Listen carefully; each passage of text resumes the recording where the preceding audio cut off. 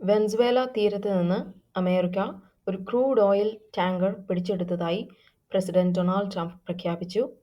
September മുതൽ ഈ മേഖലയിലെ മയക്കുമരുന്ന് കടത്തുകാരെ ലക്ഷ്യമിട്ട് യുഎസ് സൈനിക ആക്രമണം കുറഞ്ഞത് 22 തവണയെങ്കിലും നടന്നതിനാൽ നിക്കോളാസ് മദൂറോയുമായുള്ള ബന്ധം കൂടുതൽ വഷളാകാൻ സാധ്യതയുണ്ട്. 16 വയസ്സിന് താഴെയുള്ള കുട്ടികൾക്കായി ലോകത്തിലെ ആദ്യത്തെ സോഷ്യൽ മീഡിയ നിരോധനം ഓസ്ട്രേലിയ നടപ്പിലാക്കി. ഡിസംബർ 3 മുതൽ 5 വരെയുള്ള വിമാനങ്ങൾ റദ്ദാക്കിയതുമൂലം സാരമായി ബാധിച്ച യാത്രക്കാർക്ക് 10,000 രൂപ അധിക യാത്രാ വൗച്ചറുകൾ ഇൻഡിഗോ വ്യാഴാഴ്ച പ്രഖ്യാപിച്ചു.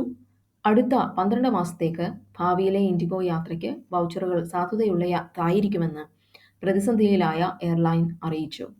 പുറപ്പെടുന്നതിന് 24 മണിക്കൂറിനുള്ളിൽ വിമാനങ്ങൾ റദ്ദാക്കിയ ഉപഭോക്താക്കൾക്ക് 5,000 രൂപ മുതൽ 10,000 രൂപ വരെ വിമാന കമ്പനികൾ നൽകണമെന്ന് സർക്കാർ നിയമങ്ങൾ പ്രകാരം നിർബന്ധമാക്കിയ നഷ്ടപരിഹാരത്തിന് പുറമെയാണ് ഈ പേ ഔട്ട് എന്നും എയർലൈൻ പറഞ്ഞു.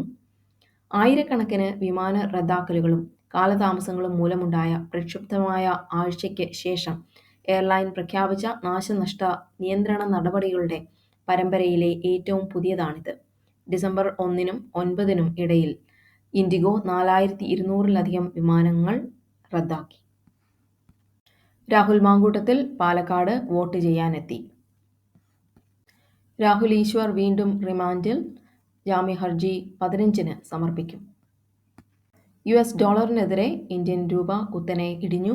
സർവകാല ഇടിവിൽ രൂപ ഒരു ഡോളറിന് 90.46 രൂപ.